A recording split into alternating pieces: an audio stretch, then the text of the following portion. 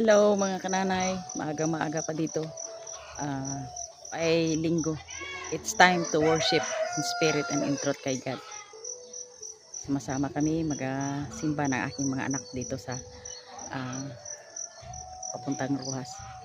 At ayan po, at kami po ay yung ibang mga anak ko ay nagka-prepared na at ako ngayon na nauna. Kaya yun, kaya naman kami sa aming sakayan.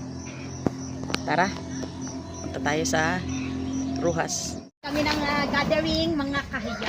Yan po kami. Ang aming La Pamilya. Yan. Bali, ang Nag-sexy na si Kasister. Kapit kami ng gathering mga kahiya. Punta kami sa simbahan, mga kananay. Yan. Yan na po si Misayahay. Kasama ko yung aking mga apong dalawang dalaga. Yun na. Si Kasister Jen na lang ang kulang. Yan na sila.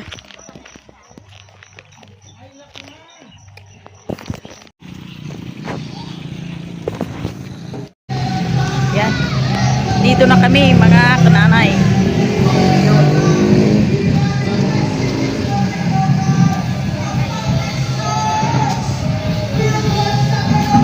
Yan. Welcome to our church, Father's House Christian. Kumplito kami ngayon. Puro lang mga girl. At saka si Eric.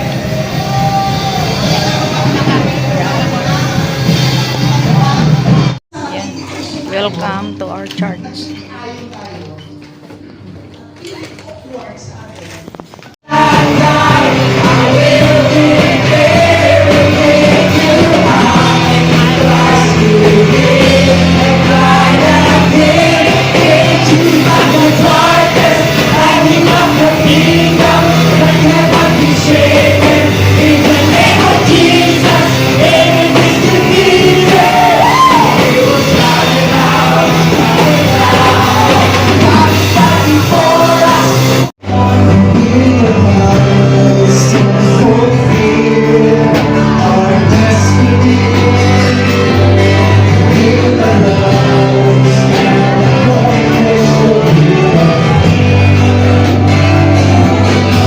Good morning my dear followers. Kinaumagahan po ay ito po ang nangyari sa amin. Galing po kami sa simbahan kahapon. Nag-standby kami muna. At ngayong umaga po ay sama sana ako sa panlambat, kaso po ay nagkaroon ako na hindi magandang pakiramdam. Kaya si Sister Mary na lang ang sumama. Dahil po ay maraming naramdaman ko na hindi maganda sa katawan ko. Mapahilot muna ako sa manghilot sa amin doon. At ito po ang nahuli nila. Nagsapaglambat nila ni Sister Mary at saka si Eric, ay ito po ang nahuli nila. Ayan po ang nahuli nila. Yan. Ito, mahina daw ang panghuli ko. Hindi ko alam kung bakit. At ayan po. Ito po itong tumpok na ito ay kay Sister Mary na parte. At ito po ang kay Eric. Dahil gusto nila ay puro danggit. Saka may alimasag. Ang akin po ay dahil hindi rin ako sumama, ay ito lang po ang akin. Dalawang sa amin tawag ay bugaong. At ihawin ko lang po ito, kananay. Kaya kamusta po kayo? Still na ang panahon dito ay umuulan. Ayun, may kaunting init pero mamaya uulan uli. At ngayon po ay dalhin ko na ang kanyang parte ni Eric. Yan po, dalhin ko sa kanya. Ito po.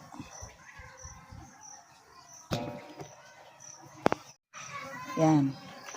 Puro panay burawis. At alimasag.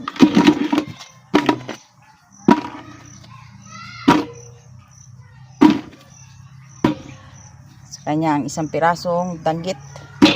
Mahina ang panghuli. Hindi katulad yung sa amin ni Eric noon na ayos ang panghuli namin. Ang parte ni Sister Mary. Ito po ang akin. Ihawin ko lang po ito. Yan.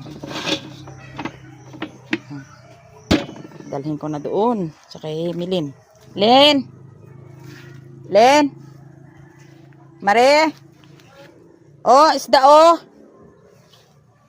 Doon pa sa Eric sa baba. Oh.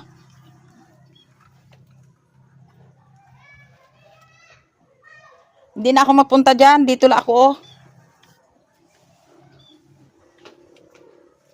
Mare. Ha?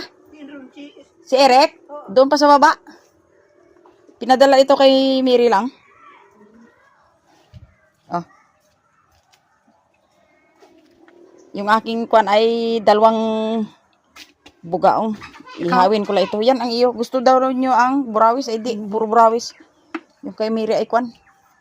Sari-saring isda. Sige mga. Ito po mga kananay. Dumaan ako dito sa aking magkakuha lang po ako ng talbos ng kamuti at i-steam ko lang.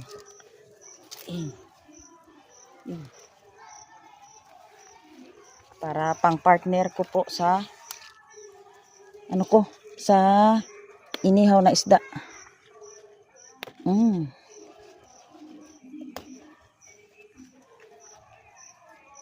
Ang lago na po ng aking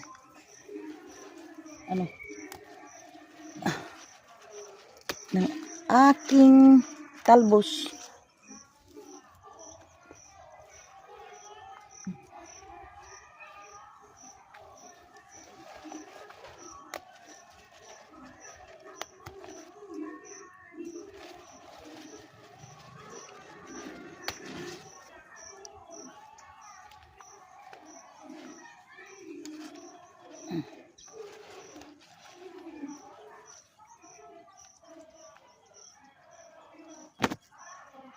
Yung aking talbos ng kamuti.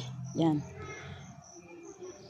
Steam ko lang po ito at i-partner doon sa aking inihaw na isda. Ito po ang aking inihaw. Yan. Paborito ko itong inihaw. Ang tawag sa amin ito ay, dalawang klase ang tawag nito. Bugaong at saka watcher.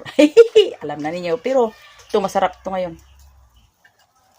Yung unang panahon sa daming isda, kwanito nila. Pero ngayon sa ang isda ay talagang kwan ay ito ginapatawad ng mga tao dito sa amin. Sa kakulangan ng isda. Yan. Ating baliktarin. Baliktarin ha. Bah, matigas pa. Maya. Oh, yun. Ayos. Yan. Yan.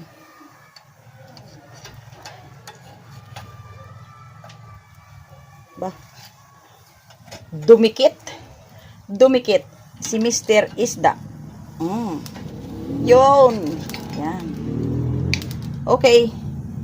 Pay. Habang po ako nag-ihaw doon sa area ni Sister Mary, doon po ako umihaw kasi doon ang may uling. Dito sa akin ay gastob lang. Ay ako po ay mag-steam o magalaga ng talbos lang ng kamuti. Yun, isaw-saw sa sa suka. Yan. Ito po. Yun, kumulo na. Ilagay ko po itong talbos ng kamuti. Yan, sarap. Okay. Takpan lang saglit at kunin na. Ayan po. Okay na. Hindi na, huwag nang gaanong i-overcook para maganda. Okay? Ayos na.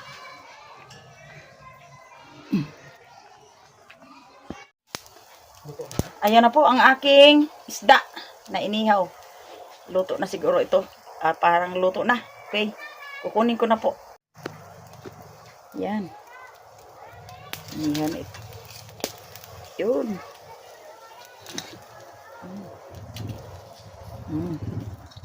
May pangkimpit ka, oh. Yaw, kumita. Mayroon ka? Okay. Po mga kananay, yung aking pagkain ngayong tanghali. At maya po ay punta na ako doon sa aking pupuntahan na magpahilot po ako. Ito po ang aking inihaw, saka kaunting kanin at talbos ng kamote. Yan po. Salamat po sa lahat-lahat, O God, sa kabutihan at biyaya mo na binigay mo sa amin. Salamat po itong pagkain na makabusog in Jesus' name. Yan po mga kanalay ang aking tanghalian ngayon.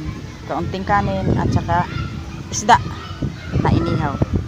Ang partner po ay yung talbos sa aking garden. Yan. At ako'y kakain na po. Kain tayo. Itong aking, magkamay na lang po ako. Sarap kasi ang kamay. Ang magkamay. Kain tayo ng talbos ng kamuti.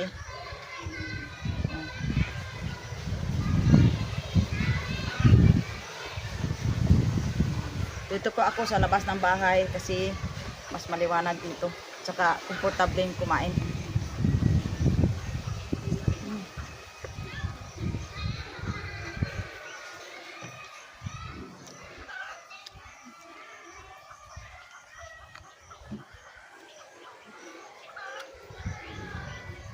Ang aking sasawang po ay suka lang. Suka at saka may kalamansi.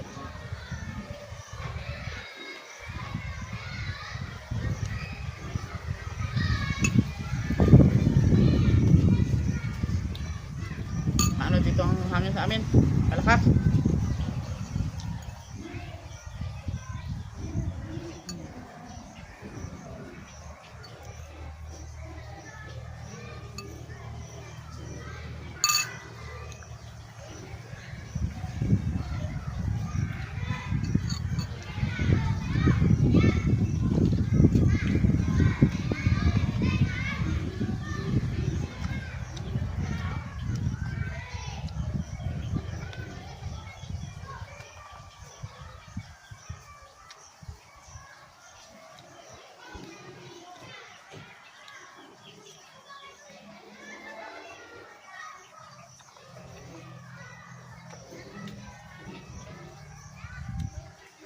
Sarap po ang inihaw na isda.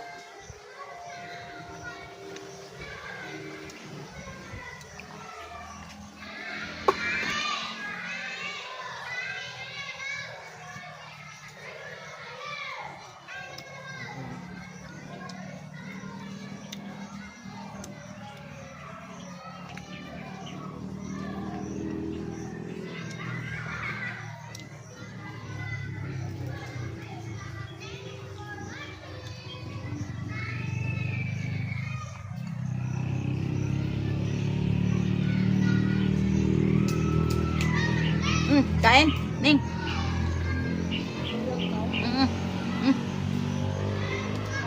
Nihaw. Huli sa lambat.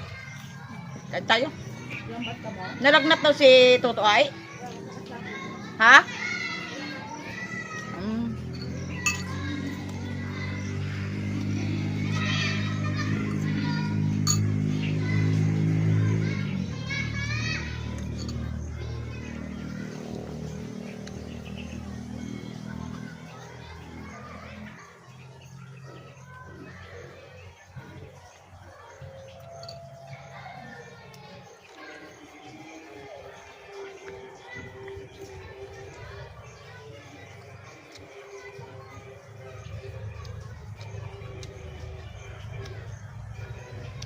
Basta't may tinanim ka, may uulamin ka.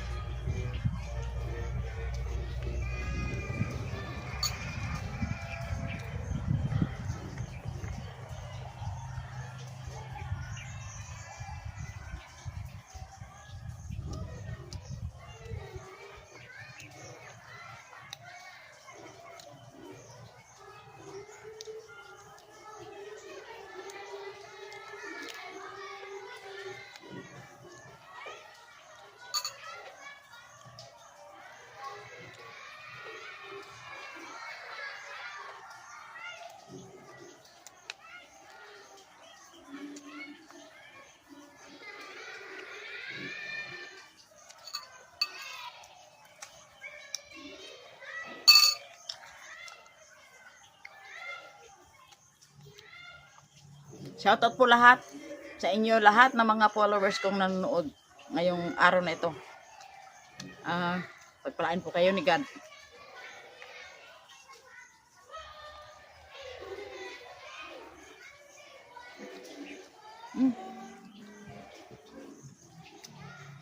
Sarap ang inihaw na isda basta sariwa.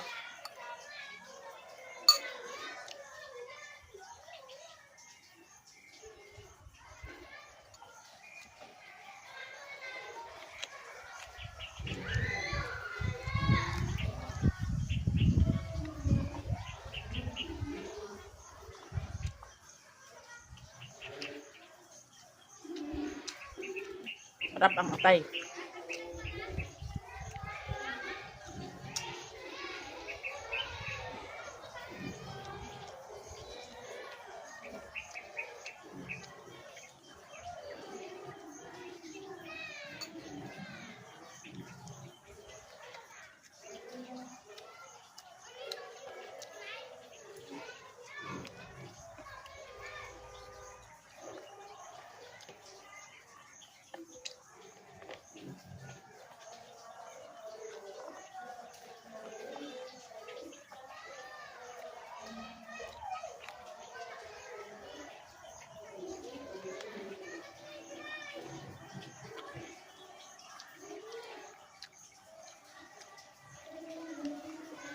At yan po. Standby muna yung aking pag-video at mamaya po ay makita nyo po ako ay punta na ako doon sa aking manghilot.